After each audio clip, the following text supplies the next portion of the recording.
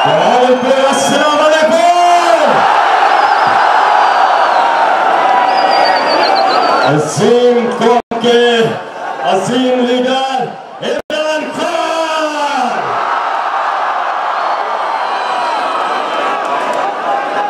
मौलाना मंसूर साहब, आपसे दरख्वास्त करता हूँ कि तिलावत से आज के इस प्रोग्राम का आगाज करें।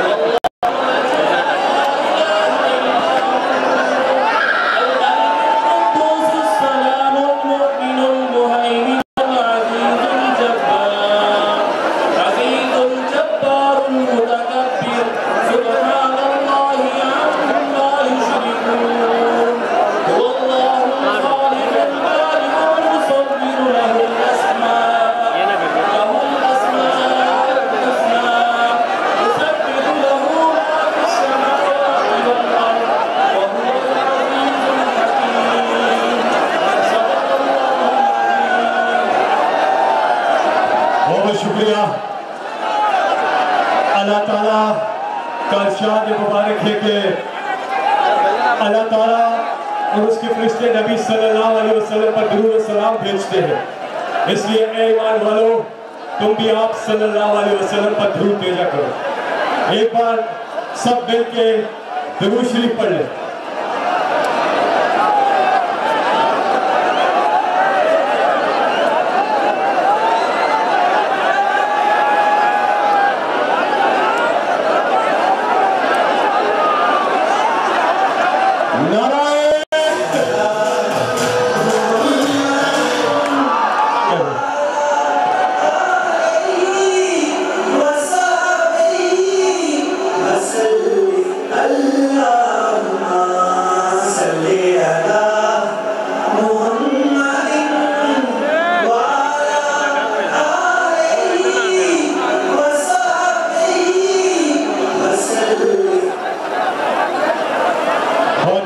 पाकिस्तान का कौमी तराना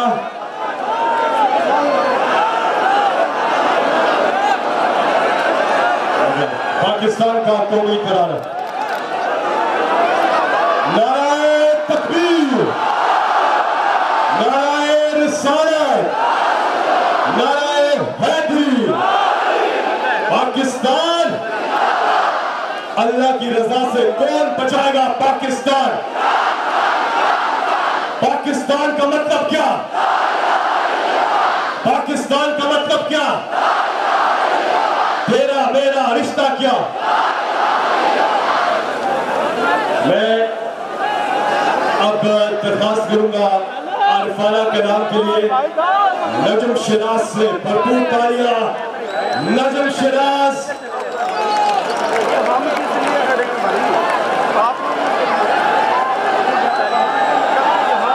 नेशनल एंथम के बाद नजम शिराज नेशनल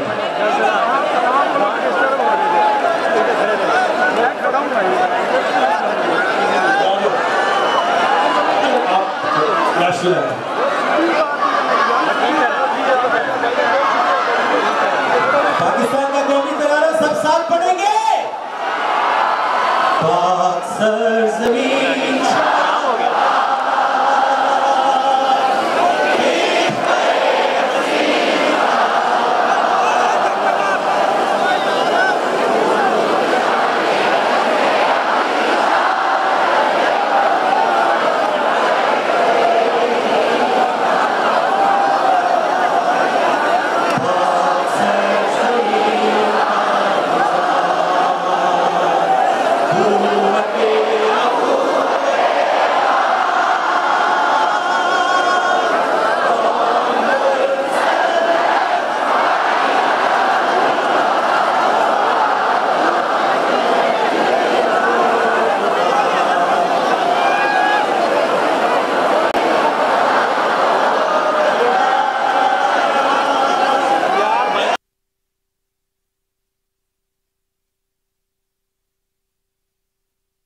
जुमाने माजी शाने हाल जाने इस्तकबाल साए खुदाए जुल जलाल।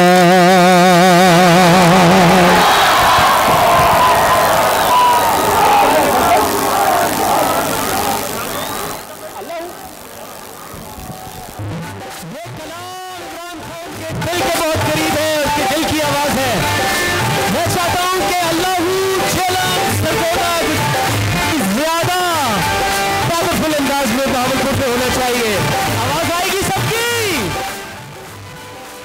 भाइयों की आवाज आएगी, बहनों की आवाज आएगी। अल्लाहू अल्लाहू अल्लाहू।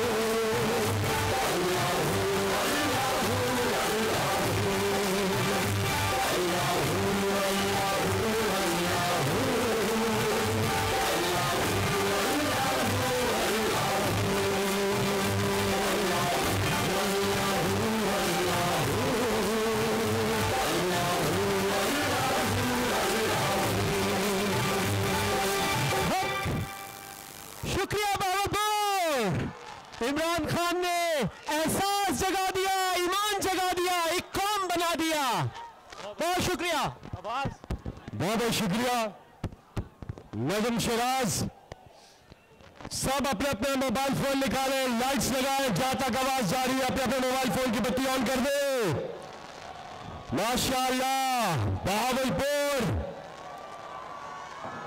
इस इंपोर्टेड हुकूमत की बत्ती तो अब बंद कर दी आपने। जाग उठा है सारा वतन।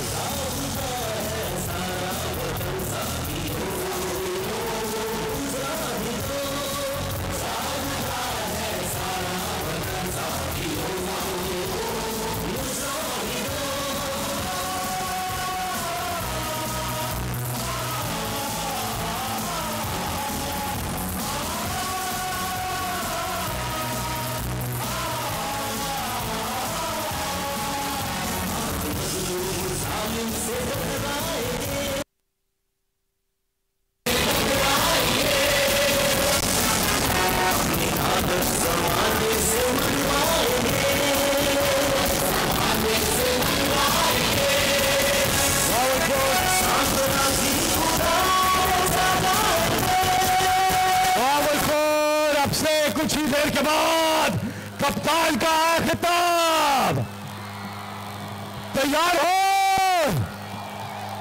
यहाँ पे जनाब मलिक मोहम्मद अजहर जोया और समीउल्लाह चौधरी, इन दोनों हमारे तहरीक इंसाफ के टाइगर्स के लिए भरपूर तालियां।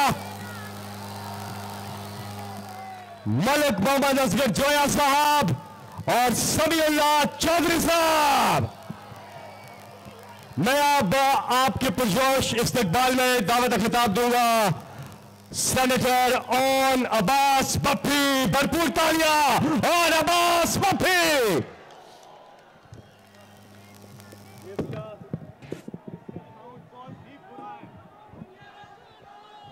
औज़ु बिल्लाहि मिनश शैतानिर रजीम, बिस्मिल्लाहिर रहमानिर रहीम। मैं सबसे पहले भावलपुर की तमाम तंजीम, यूथ, IASF, वुमेन, तमाम का शुक्रिया अदा करता हूं कि इतना खूबसूरत माशाल्लाह आप लोगों ने जलसा क्रिएट किया। खान साहब, आपको शायद याद ना हो सर कि आप पूरे 4 साल के बाद आज भावलपुर में यह जलसा हो रहा है। आखिरी दफा यह जलसा 2018 में हुआ था, आज 2022 में हो रहा है। लेकिन याद रखिए सर, 4 साल में बहावलपुर ने आपको तन्हा नहीं छोड़ा। सर, जिस दिन 10 अप्रैल को हमारी हुकूमत को गिराया गया था, यकीन जानिए सर, 11 अप्रैल को यह वाहिद जिला था जहां हमने फोन करके इतला नहीं दी, लेकिन हजारों बहावलपुर के गयूर अवाम उसके खिलाफ एहतजाज करने के लिए फरीद गेट करते थे। सर, ये माए, बहने, बेटियां, बुजुर्ग सारे फरीद गेट पे आपके साथ इकट्ठे थे। 10 अप्रैल से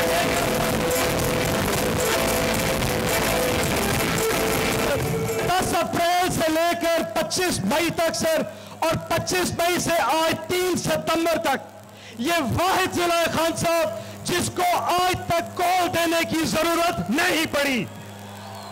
आप इस्लामाबाद में टीवी पर जब स्क्रीन पे ऑनलाइन होते थे, हजारों भावलपुर के नौजवान, माए, बहने, बेटियां या फरीद गेट पे अपने लीडर को देखने के लिए खड़ी हो जाती थी सर। लेकिन अफसोस सर, जब हमारी पार्टी के खिलाफ बेईमाना कार्रवाई हो रही थी, हमारे वर्करों पर तशद्दुद हो रहा था, उस वक्त नून लीग का मीडिया सेल सिर्फ इमरानोफोबिया उस पर सवार था। यकीन जानिए, जो मीडिया ये कहता था कि खान साहब आप टेलीथॉन करें, सैलाब के लोगों के लिए पैसा इकट्ठा करें, जिस दिन टेलीथॉन थी उस दिन भी इस मुनाफिक मीडिया ने आपकी कवरेज नहीं दी थी। और मजाक चेक करें सर, ये वो लीडर है, ये वो ब्रांड है जिसने दुनिया को, मगरिब को बताया था कि इस्लाम मुसलमान दहशतगर्द नहीं है, जिसने मगरिब को जाके बताया था मैं कश्मीर का मुकदमा लड़ूंगा, मैं फलस्तीन का मुकदमा लड़ूंगा, उसके खिलाफ दहशतगर्दी का मुकदमा कर दिया। खान साहब, अगर आप दहशतगर्द हैं तो मैं भी दहशतगर्द हूं, भावलपुर के जवान भी दहशतगर्द है। अगर आप गद्दार हैं तो पूरा भावलपुर गद्दार है।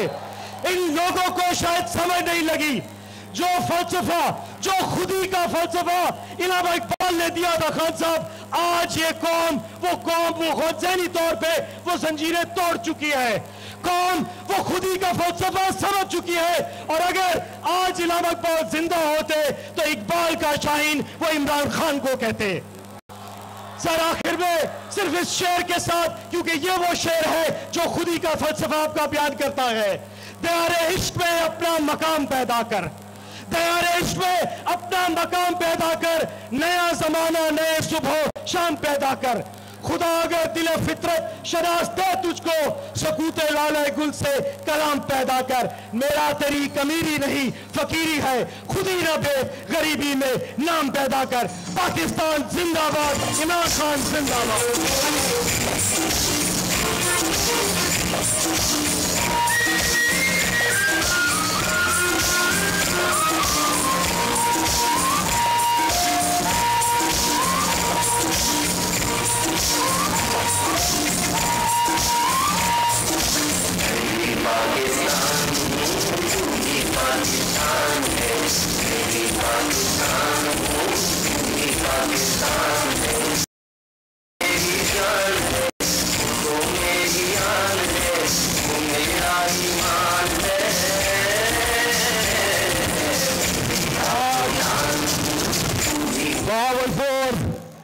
आज ये फुटबॉल स्टेडियम नहीं भरा, ये स्टेडियम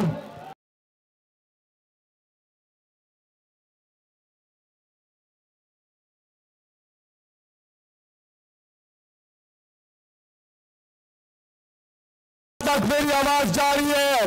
अपने मोबाइल फोन निकाले, उनकी लाइट्स ऑन करो, क्योंकि हम मिलकर इस्तकबाल करेंगे उस लीडर का जो इस अजीम कौम के अजीम लीडर है। शायर ने उनके बारे में कहा कि अर्श वाले मेरी तौकीर सलामत रखना, फर्श के सारे खुदाओं से उलझ बैठा हूं।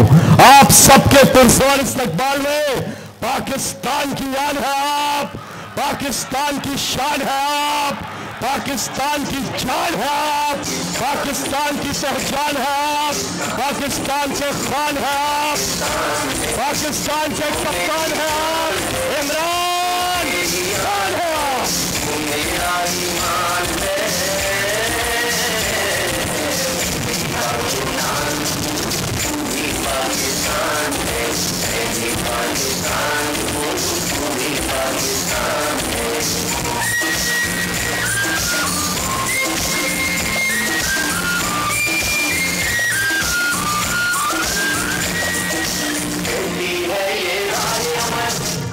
बिस्मिल्लाहिर्रहमानिर्रहीम।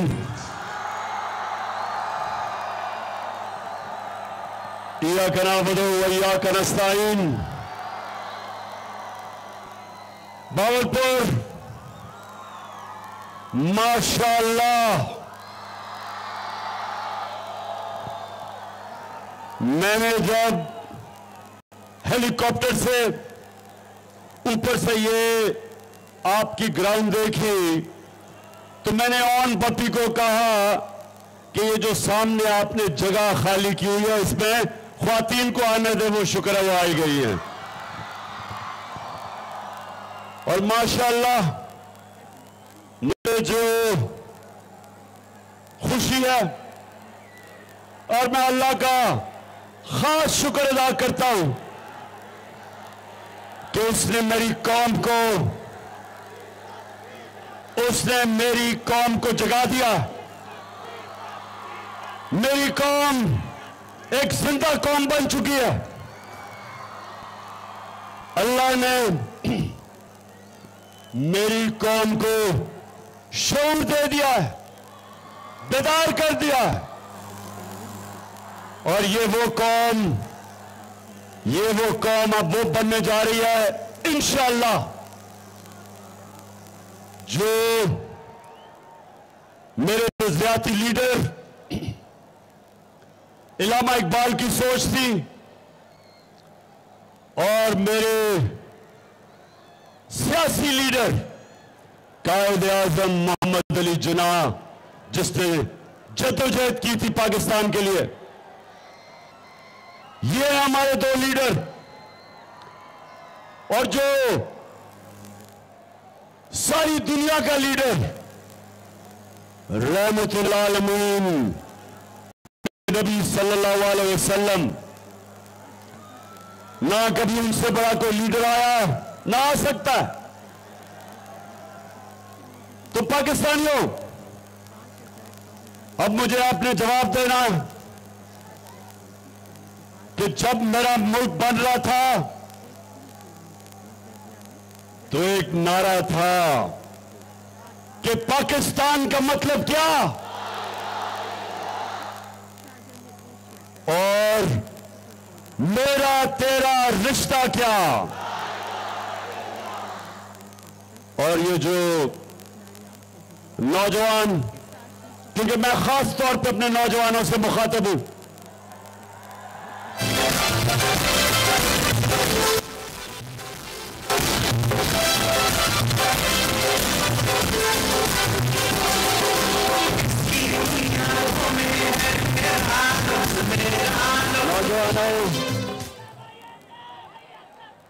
आगे एक मिनट, आगे आपने शोर नहीं करना। और आपको ये अगला स्टेज आपने जो बना दिया है, आपने अब डिसिप्लिन बन के रहना। डिसिप्लिन। अच्छा जी, ला इलाहा इल्लल्लाह, इसका नौजवानों आपने इसका मतलब समझना है। ला इलाहा इल्लल्लाह एक इंसान को गैरत देता है। जो इंसान जिसके दिल में ला इलाहा इल्लल्लाह आ जाता है, वो कभी किसी के सामने नहीं झुकता, कभी किसी के सामने हाथ नहीं फैलाता, क्योंकि उसकी उम्मीद अल्लाह से है कि अल्लाह तेरी इबादत करता हूं, तेरे से मदद मांगता हूं। वो इंसान को, एक छोटे इंसान को एक बड़ा इंसान बना देता है। वो एक कौम, मेरे पाकिस्तानियों, मदीना में जो मेरे नबी सल्लल्लाहु अलैहि वसल्लम ने जो एक कौम बनाई थी, वो ला इलाहा इल्लल्लाह पे बनी थी। और उसने उन लोगों को जिनकी कोई हैसियत ही नहीं थी, उस ला इलाहा इल्लल्लाह ने उनको दुनिया की इमामत करवाई। तो वक्त की सुपर पावर्स उनके सामने घुटने टेक गई। कई सौ साल तक उन्होंने दुनिया की इमामत की ला इलाहा इल्लल्लाह पे। ला इलाहा इल्लल्लाह का मतलब कि मैं अल्लाह कोई ऐसी चीज नहीं करूंगा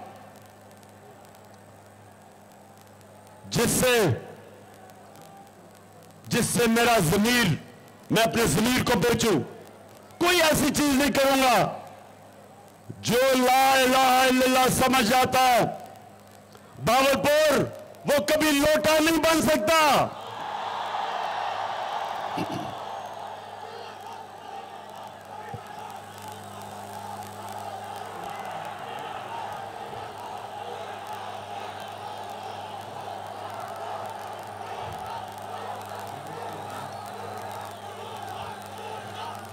और बावलपुर यहां तो एक बहुत बड़ा मूंछों वाला लोटा है।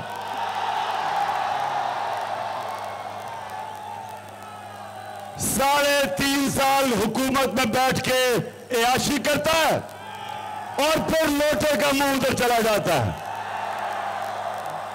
तो बावलपुर मेरे से वादा करना, सामने चुप, शोर ना करो, मेरे से वादा करो कि आपने इस लोटे को किसी सूरत जीतने नहीं देना।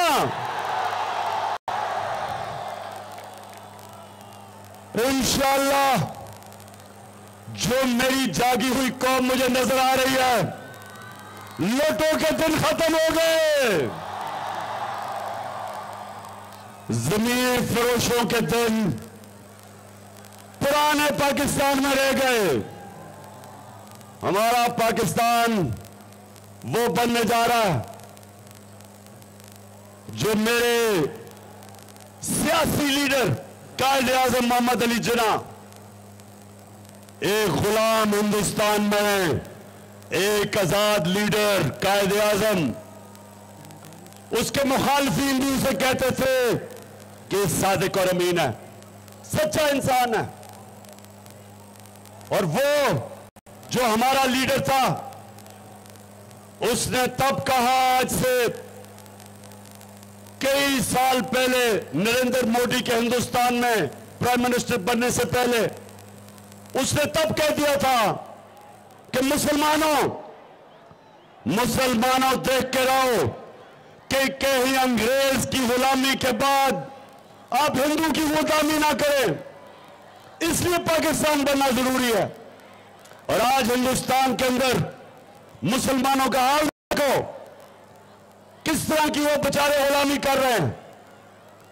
मेरे कायद ने पहले ही मुसलमानों को बता दिया था कि इसलिए पाकिस्तान जरूरी है कि सिर्फ एक आजाद कौम, एक आजाद इंसान, एक आजाद कौम, उसी की परवाज ऊपर होती है।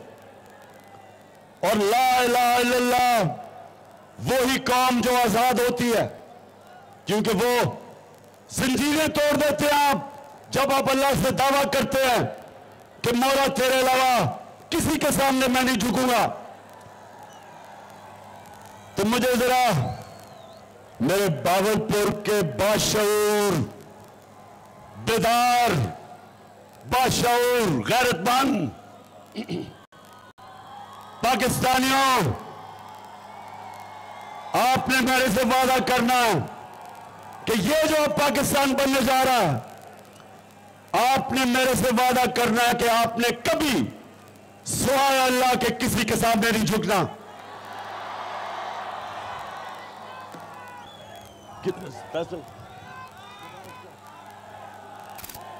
आपने कभी इस तरह के लीडर के साथ नहीं जाना जो ये कहे, दिखाओ जरा,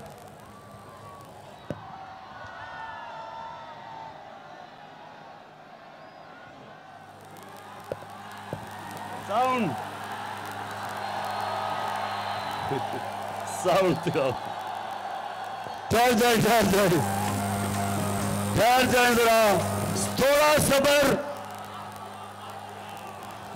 अभी आपको पता चलेगा कि चेरी ब्लॉसम बूट पॉलिश क्या होती है।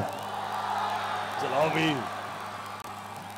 मैं सरूर से हो रहा हूँ, मैं यही गुजरात में कुछ भी हो रहा हूँ, और मैं कि आप हमारे बड़े अजीम भाई हैं, हमेशा आपने हमारे दोस्त हैं। और मैं बोलूँगा जब मैं आया हूँ आपने मांगने आ रहा है, मांगने में आने को जरूरी है। हमारा दूसरा माली में 72 साल में आपने हमारा हाथ उठाया है, कुछ आप हाथ उठाने का मैं वादा करता हूँ कि इंशाअल्लाह हम पूरी कौम, हम बिल्कुल बिल्लाह लेकर चलेगा, खुशियाँ कराएंगे अपने गाँव में खड़े। हाँ शबाश शरीफ, मैं मांगने नहीं आया, मैं तो मजबूर हूं। कहता है सारी कौम मेहनत करेगी। शबाश शरीफ, सारी कौम तो मेहनत कर रही है, तुम चोरी करके पैसा बाहर ले जाते हो। मरियम, अच्छा अब मैं बताऊं कि ये खानदान क्या कर रहा है हमारे से। तैयार हो जाओ ख्वातीन, जरा आप भी गौर से ये देखें, नौजवान ये देखें कि ये 30 साल से इस मुल्क का पैसा चोरी करके बाहर लेके जा रहे हैं। 30 साल से। एक ये शरीफ खानदान और दूसरा जरदारी खानदान, ये जो आज दोनों इकट्ठे हो गए हैं, ये दोनों 30 साल से पैसा चोरी कर रहे हैं।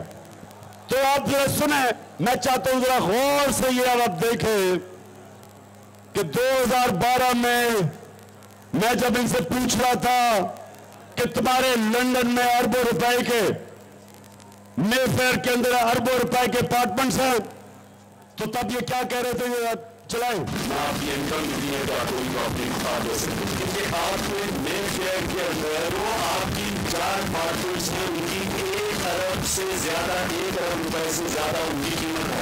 अब 4.5 अरब तक पहुंच गई है उनकी कीमत। आपने अपनी तो टैक्स टोटल आमदनी बताई 94 में तो 1.5 लाख रुपए मिलेंगे, तो कहेंगे कि आपने अरबों रुपए की मेफेयर में प्रॉपर्टी खरीदी। अब ये सुन लिया, आज से 10 साल पहले मैंने इनसे पूछा कि अरबों रुपए की आपकी मेफेयर में प्रॉपर्टीज हैं, किधर से पैसा आया, क्योंकि टैक्स में तो आपने दिखाया हमारे आपकी आमदनी नहीं है। अब जरा ये सुने कि ये इनका शरीफ खानदान का नुमाइंदा बात ये कि जिन अरबों रुपए की मेफेयर प्रॉपर्टी की बात करें, बताएं कौन सी प्रॉपर्टी है, लाएं दिखाएं, क्या कह रहा है ये, किधर है वो प्रॉपर्टीज, लाएं दिखाएं बताएं। सुन लिया आपने, सुन लिया नहीं, सुन लिया ना, कहता किधर है ये प्रॉपर्टीज। अच्छा अब आप उस खातून को सुने जिसको बड़ा मुश्किल सच बोलना उसके लिए बड़ा मुश्किल काम है। कि इस तरह मुझे लगा कि आप लोगों को बेवकूफ नहीं बना सकते। मेरी नजर में प्रॉपर्टी पर रूल की बातें नहीं, पाकिस्तान में कोई प्रॉपर्टी नहीं है, मैं अपने वालिद के पास है और मुझे समझ नहीं आई कि मेरी और मेरी वालदा की और बहन भाइयों की प्रॉपर्टी भी कहाँ से निकाल के गए हैं। मेरे नाम पाकिस्तान में कोई प्रॉपर्टी नहीं है, ये तो इंडियन की बात है। अच्छा सदके जाऊं, एहसास प्रोग्राम में डाल देता हूं मरियम को, बेचारी के पास कोई प्रॉपर्टी नहीं है, बेचारी 2 वक्त तक खाना नहीं खा सकती, लेकिन अल्लाह अल्लाह का सच का खुदा है। अब ये 10 साल पहले थी, इनको ये नहीं पता था कि अल्लाह का काम यह है कि सच सामने ले आता है तो एक इंटरनेशनल इंकशाफ हो जाता है। पैनामा पेपर्स के नाम पे दुनिया में बड़े बड़े सियासतदानों का इंकशाफ हो जाता है, उनकी प्रॉपर्टीज पकड़ी जाती है। जरा ये आप बताओ।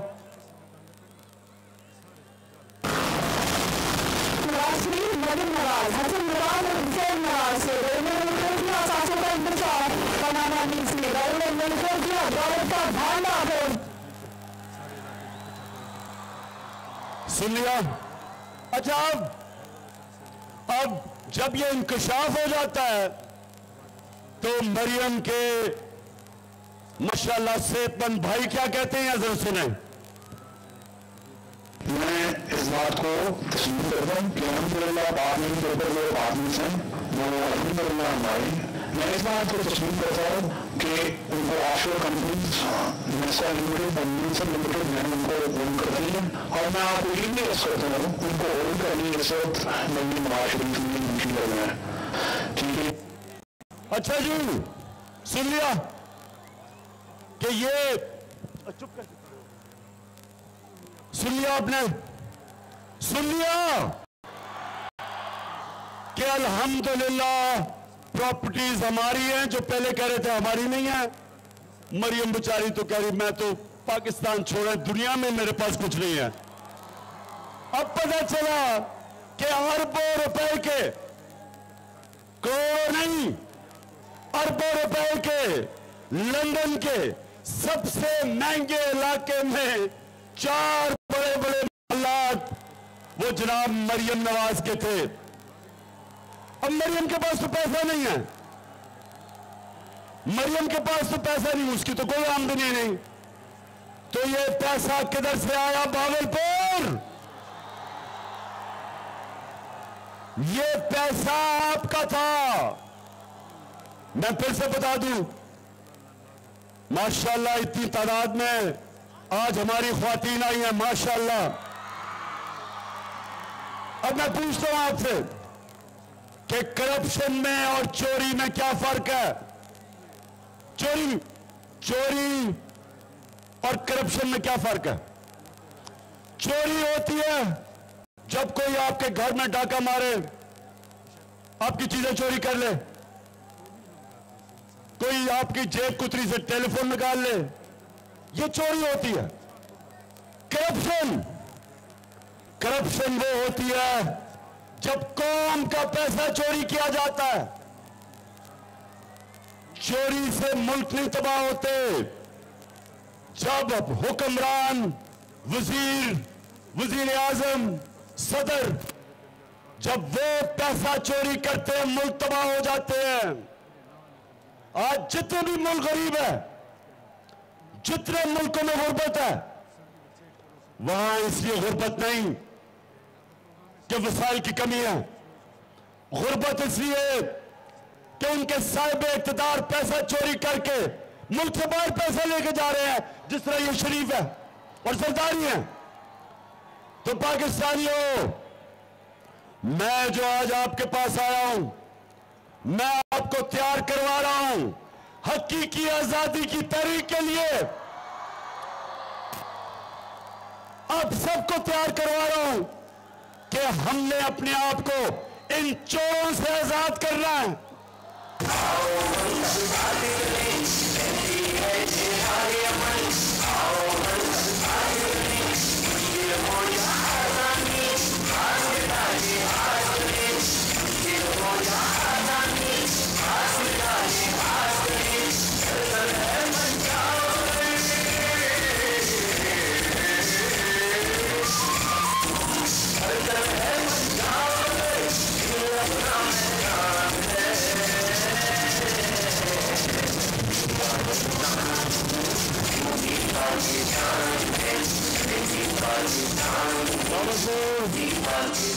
बावलपुर दो तरह एक मुल्क में तब्दीली आती है। एक और तब्दीली का मतलब यह कि साहिब इख्तिदार, रूलिंग एलीट जो मुल्क के ऊपर कब्जा करके बैठी होती है, उसको हटाते दो तरह हैं। या इमाम खुमैनी जैसा खूनी इनकलाब आता है, और या बैलेट के जरिए, इलेक्शन के जरिए एक कौम अपने साहिब इख्तिदार जो पंजे गाड़ के बैठे होते हैं उनको उठा के बाहर फेंकती है। तो हमारे सामने दो रास्ते हैं, और मैं आज पीडीएम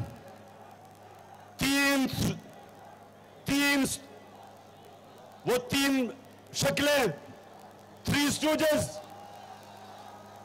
सबसे खौफनाक शक्ल और मुल्क की बड़ी बीमारी आसिफ जरदारी एक ये,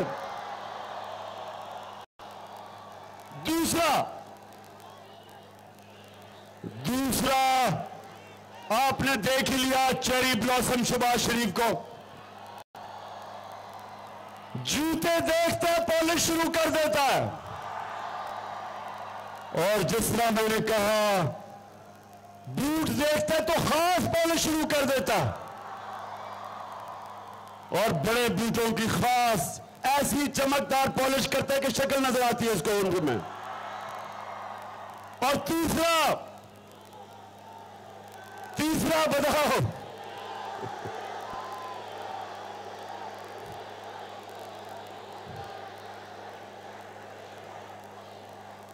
डीजल का काम क्या है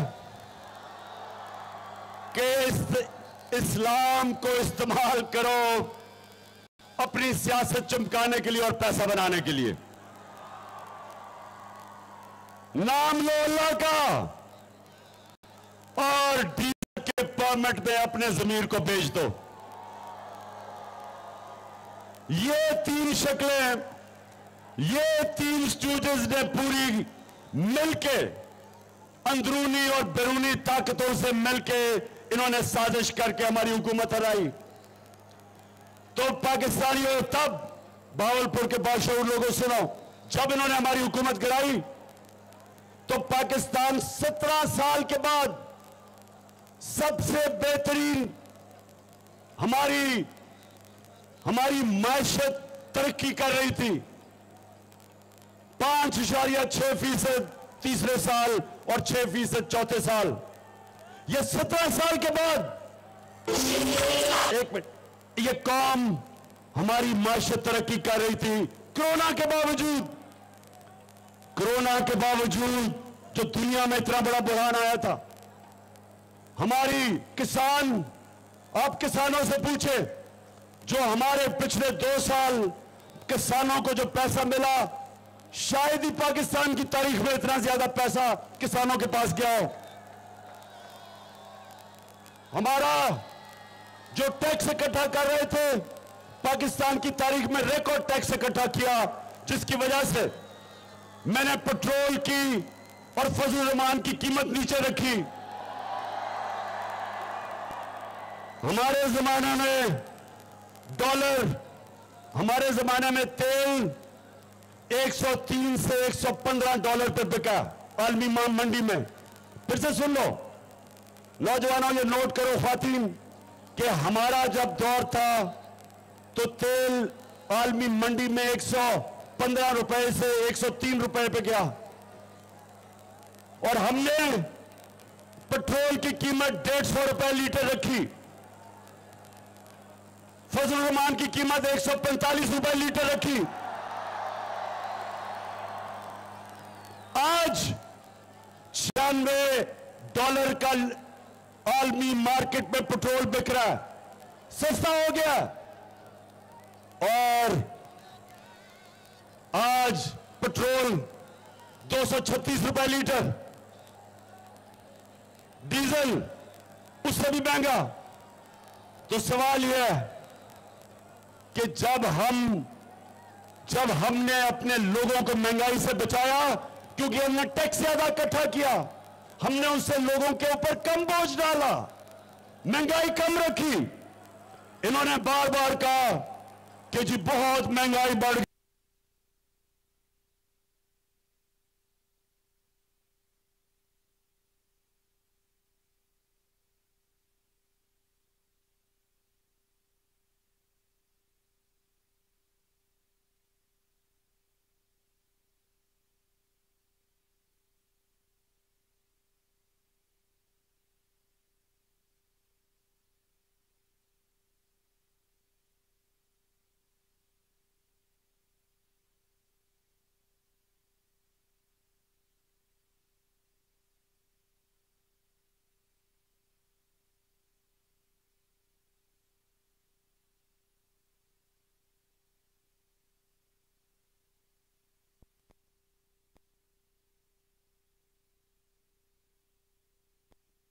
तारीख में नहीं हुई।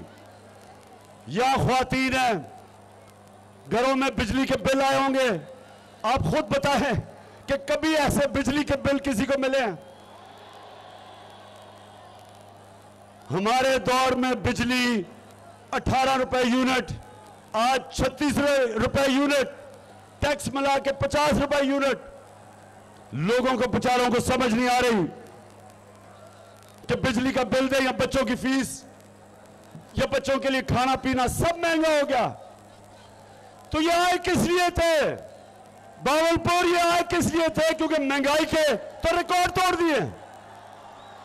किस लिए आए थे? एनआरओ लेने के लिए, अपनी चोरी माफ करवाने के लिए। जो इन्होंने करप्शन की थी, ये वो केसेस खत्म करने के लिए आए थे। ये अवाम की खिदमत करने नहीं आए थे। ये डाकू अपने केसेस, जो अवाम का पैसा चोरी किया था, वो माफ करवाने आए थे। 1100 अरब रुपए के इन्होंने पार्लियामेंट में अमेंडमेंट करवा के, नैब के कानून में 1100 अरब रुपया माफ करवाया है। बावलपुर, ये आपका, इस कौम का पैसा जो आपको मिलना था, जो आपका चोरी का पैसा था, इन्होंने आके चोरों ने माफ करवाया। तो बावलपुर अब आगे किधर जा रहा है पाकिस्तान?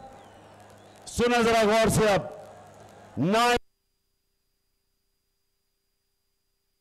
इंडस्ट्री बंद हो रही है, बेरोजगारी बढ़ रही है, टैक्स कलेक्शन कम हो रही है, एक्सपोर्ट्स कम हो रही हैं, जो बाहर से पाकिस्तानी रेमिटेंसेस भेजते थे वो कम हो रहे हैं,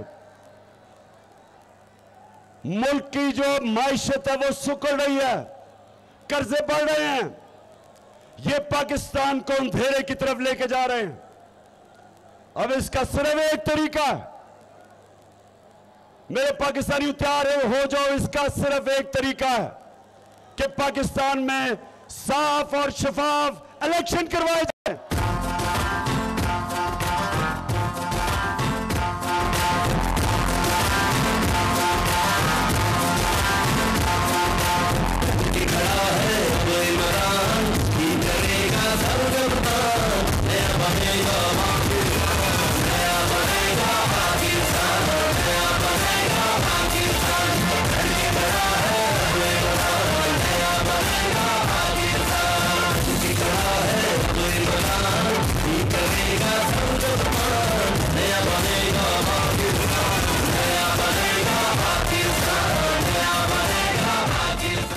तो बावलपुर, मैं अपनी कौम के सामने अब रोड मैप देता हूं कि हमने कैसे अपने मुल्क को जिस अजाब में, जिस अंधेरे में, जिस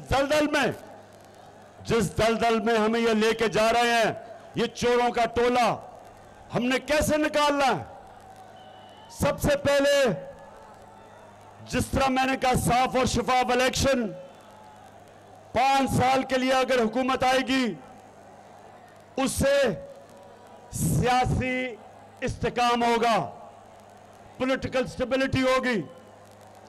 पॉलिटिकल स्टेबिलिटी के बगैर माशी इस्तेकाम नहीं आ सकता, इकोनॉमिक स्टेबिलिटी नहीं आ सकती, हमारी माशत नहीं ठीक हो सकती।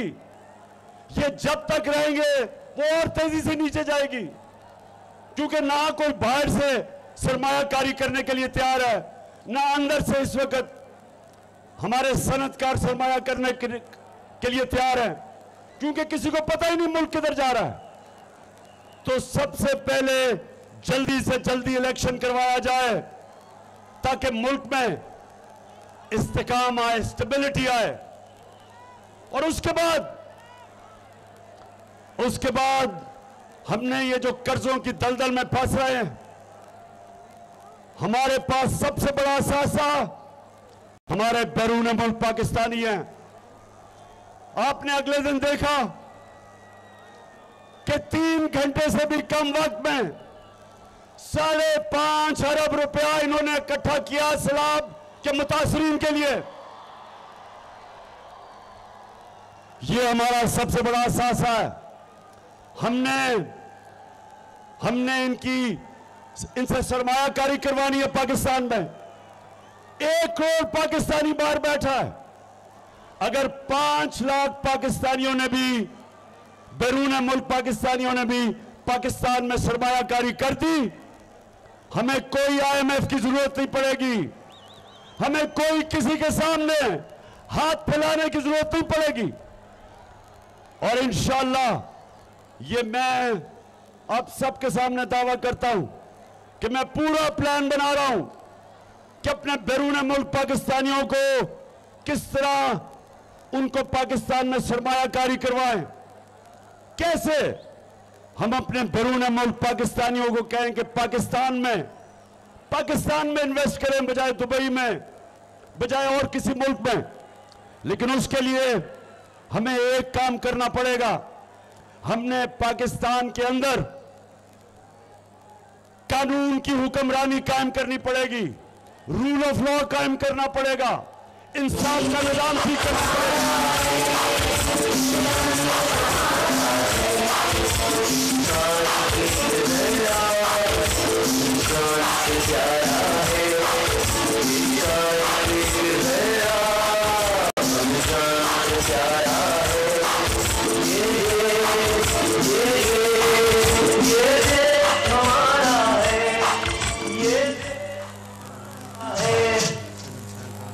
तो मैंने भावलपुर, मैं ये बैरून मुल्क पाकिस्तानियों को सबसे ज्यादा जानता हूं। ये तब पाकिस्तान में अपना पैसा लेके आएंगे जब इनको पाकिस्तान के इंसाफ के निजाम के ऊपर इत्मीनान होगा तो हमारी जंग सबसे पहले इस मुल्क को इस दलदल से निकालने के लिए हमें इस मुल्क में इंसाफ कायम करना पड़ेगा।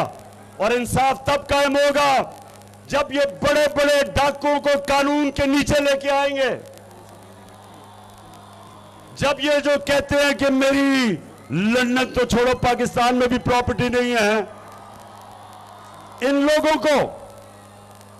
लोगों ने जो पैसा लूटा है मुल्क से, जब तक इनका एहतसाब नहीं होगा, जब तक ताकतवर के लिए एक कानून, ताकतवर डाके मारे तो एनआरओ, और छोटा चोर जब तक जेल में जाएगा और बड़े डाकू को हमारा इंसाफ का निजाम नहीं पकड़ेगा या कानून की हुक्मरानी नहीं होगी बल्कि ताकत की हुक्मरानी होगी। और ताकत की हुक्मरानी जंगल में होती है, जंगल का कानून है। कोई माशरा तरक्की नहीं कर सकता जब तक उधर रूल ऑफ लॉ नहीं होता, जिधर इंसाफ नहीं होता।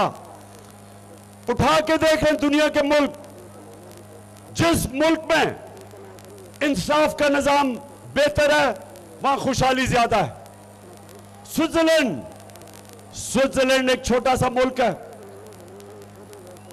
हमारा जो नॉर्दर्न एरियाज, गिलगित बल्तिस्तान, वो दुगना साइज है स्विट्जरलैंड का और ज्यादा खूबसूरत है। लेकिन छोटा सा स्विट्जरलैंड दुनिया का खुशहाल तरीन मुल्क है, क्योंकि दुनिया में सबसे ज्यादा इंसाफ यानी कि कानून की हुक्मरानी स्विट्जरलैंड में है। कोई ताकत से ताकतवर इंसान कानून के नीचे है।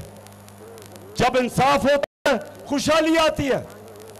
तो सबसे ज्यादा जंग मेरे पाकिस्तानियों, मेरे बहावलपुर के बाशऊर शहरियों, हमारी सबसे बड़ी जंग इस मुल्क में इंसाफ कायम करने के लिए, ये बड़े बड़े जो मगरमच्छ हैं इनको कानून के नीचे लाने के लिए, रूल ऑफ लॉ कायम करने के लिए।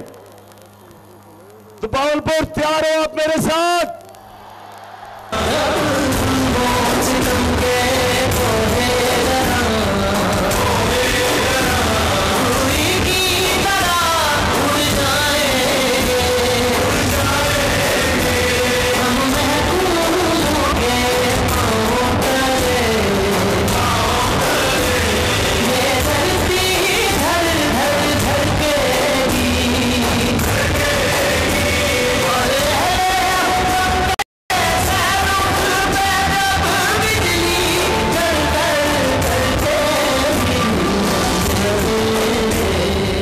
जो पाकिस्तान हम चाहते हैं, किसी थाने के अंदर किसी गरीब आदमी पर जुल्म नहीं होगा। कोई शहबाज गिल जैसे लोगों को और जमील फारूकी जैसे सहाफियों पे किसी किस्म का जुल्म नहीं होगा, जो पाकिस्तान हम देखना चाहते हैं। और कोई ताकतवर एनआरओ नहीं ले सकेगा। कानून सबके लिए एक होगा। और हम वो पाकिस्तान चाहते हैं कि कोई इदारा कानून नहीं तोड़ सकेगा। सारे इदारे जो आइन के अंदर, जो दायरे के अंदर रह के काम करेंगे, सारे इदारे कानून की हुक्मरानी मानेंगे। ये जो गलत आदतें पड़ी हुई हैं इस मुल्क में, ताकतवर जो मर्जी चाहे कर दे, कत्ल करे, चोरी करे, रिश्वत ले, जो मर्जी करे, हमारा इंसाफ का निजाम नहीं उनको पकड़ सकता। सिर्फ गरीब लोग जेल में। मैंने जब जनरल मुशर्रफ के दौर में थोड़े दिन जेल में गुजारे तो मेरे पाकिस्तानियों वहां सिर्फ गरीब चोर थे, सिर्फ गरीब लोग थे। बड़े बड़े डाकू मैं असेंबलियों में देखता था, ईवानों में थे। सिर्फ बेचारा कमजोर जेल में जाता है। और ये इसके ऊपर ऐसे निजाम के लिए हजरत अली रज़ियल्लाहु ताला ने कहा था कि कुफर का निजाम चल जाएगा, लेकिन जुल्म और नाइंसाफी का निजाम कभी नहीं चल सकता। ये है हमारी जंग कि जो ताकतवर इस मुल्क में, अगर उसको पुलिस वाला रोकता है, कानून तोड़ता है, पुलिस वाला रोकता है, वो आगे से कहता है पता नहीं मैं कौन हूं। हमारे नए पाकिस्तान में पुलिस वाला कहेगा मुझे पता आप कौन है, फिर भी आपको सजा मिलेगी। हम वो पाकिस्तान देखना चाहते हैं, हम वो पाकिस्तान देखना चाहते हैं जिसके किसी की ये जरूरत नहीं होगी कि वो कोई बहुत बड़ा मीडिया हाउस बन के पैसे लेके लोगों की पगड़ियां उछाले, उनके घर वालों की तौहीन करे, घर में औरतें उनकी तौहीन करे। किसी मगरबी ममालिक में कानून बने हुए हैं, कोई ब्लैकमेल नहीं कर सकता, क्योंकि कानून इंसान की इज्जत, उसकी डिग्निटी की हिफाजत करता है। और इंशाअल्लाह क्योंकि मेरी कौम बेदार हो गई है, मेरी कौम जाग चुकी है, वो वक्त ज्यादा दूर नहीं कि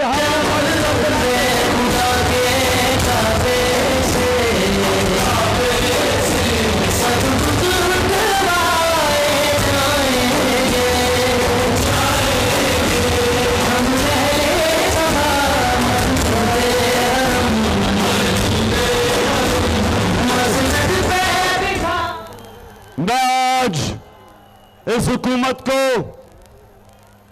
एक वार्निंग देना चाहता हूं, खबरदार करना चाहता हूं। ये जितने भी चेरी ब्लॉसम आपके वजीर, जो भी आपकी हुकूमत के पीछे हैं, कान खोल कर मेरी आज बात सुन लो। मैंने 4 महीने बड़ा बर्दाश्त किया, हर किस्म का हमारे ऊपर जुल्म किया गया, मीडिया का ब्लैकआउट किया कि जी इमरान खान को ना दिखाओ, जो सहाफी दिखाता था उसके ऊपर जुल्म, उसके ऊपर केसेस, ARY जो दिखाती थी उसको बंद कर दिया।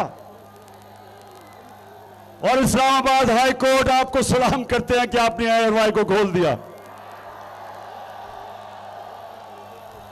तो मैं हमारे लोगों को 25 में जो इन्होंने तशद्दुद किया, जिस तरह इन्होंने लोगों के चादर और चार दीवारी उसको पैमाल करते हुए घरों में जाके घुसकर रात के 2 बजे, घर की ख्वातीन थी, शर्म नहीं आई इनको, हरासा करने के लिए, खौफ फैलाने के लिए, डराने के लिए। और जिस तरह इन्होंने हमारी ख्वातीन को और फैमिलीज को लिबर्टी चौक लाहौर में और इस्लामाबाद में शेलिंग की, औरतें बच्चे थे उनको शेलिंग की, खौफ फैलाने के लिए। और मैं चाहता तो उस दिन मैं धरना देता, और मुझे पता था इंतशार होना है। मैंने सिर्फ अपने मुल्क को इंतशार से बचाने के लिए फैसला किया कि मैं नहीं धरना खत्म करता हूं, क्योंकि मेरा मुल्क मुश्किल में है। ये चोरों ने हमारी माशियत को तबाह कर दिया, मैं और नुकसान नहीं पहुंचाना चाहता था। उसके बाद इन्होंने केसेस किए। जब 17 जुलाई को इनको बुरी तरह पंजाब के बाय इलेक्शन में फेंटा पड़ा और हमजा कुकड़ी फारिग हुआ, तो इन्होंने और केसेस बना दिए।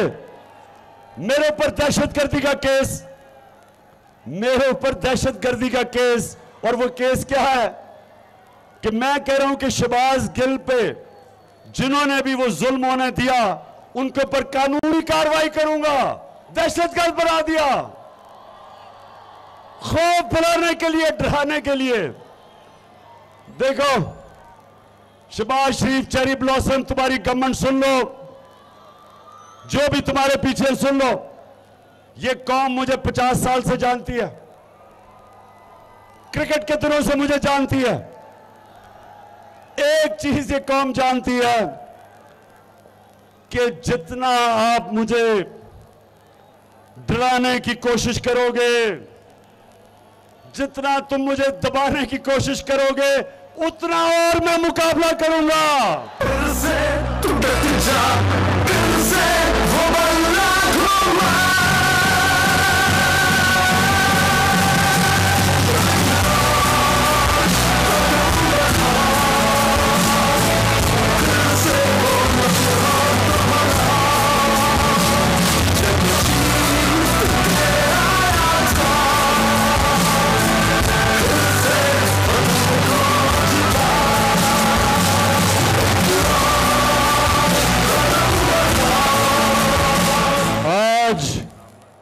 पाकिस्तानी कौम मेरे साथ खड़ी है। कराची से लेके ऊपर गिलगित बल्तिस्तान तक, खैबर पख्तूनख्वा, मैं अभी आपको बलूचिस्तान में भी साबित करूंगा कौम मेरे साथ है। अभी मैं सिंध में जा रहा हूं और इंशाल्लाह साबित करूंगा कि सिंध की अवाम भी ये जरदारी माफिया को शिकस्त देने के लिए सब मेरे साथ है, साबित करूंगा मैं।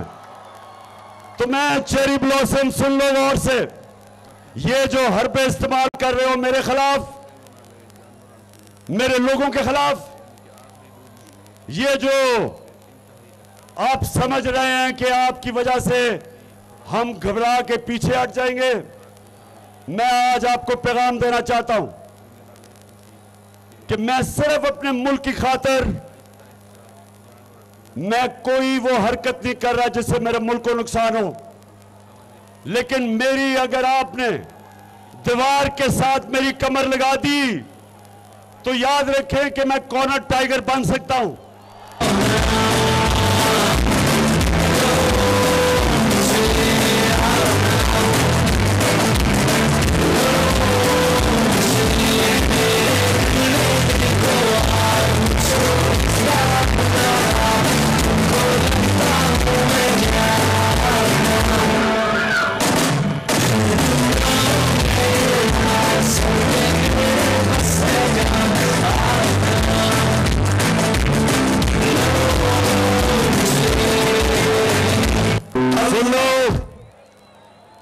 एक कॉल दूंगा, एक कॉल, और इस्लामाबाद में तुम्हें छुपने की जगह नहीं मिलेगी। और मैं करीब पहुंचता जा रहा हूं उस कॉल के लिए। तो मैं आज आपको बड़ा अपने मुल्क का सोचते हुए मैं आज आपको पैगाम देना चाहता हूं कि अभी भी वक्त है, साफ और शफाफ इलेक्शन करवाओ, अपने आप को भी बचाओ और मेरे मुल्क को भी बचाओ।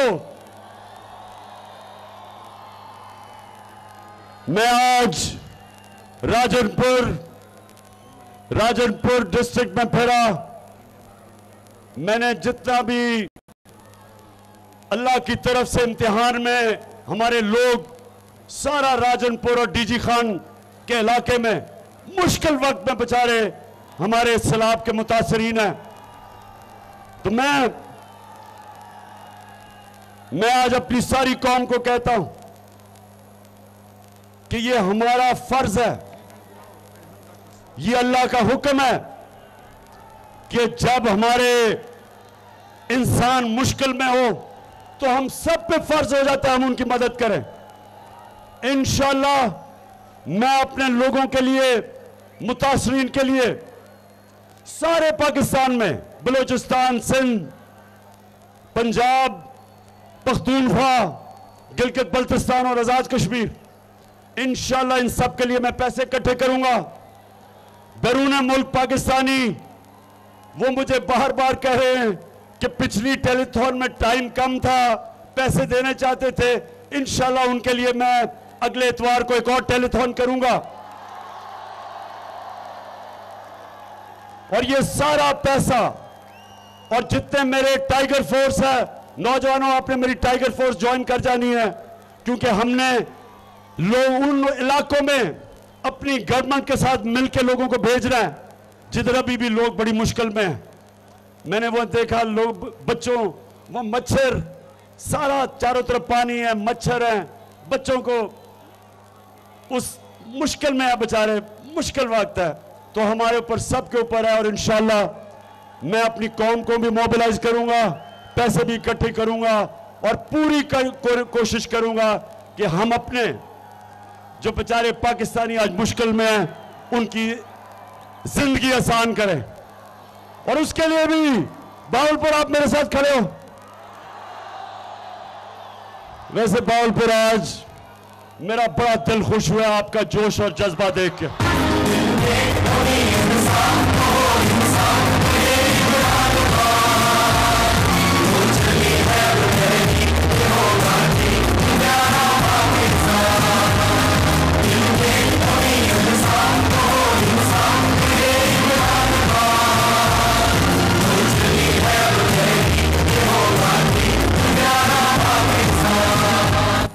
मैं अपनी आज टीम, भावलपुर की टीम, मेरे डीजी खान की टीम, मेरे एमएनएज, मेरे एमपीज, मेरी तंजीम के लोग, मैं आज आप सबको मुबारक देता हूं इस शानदार जलसे की।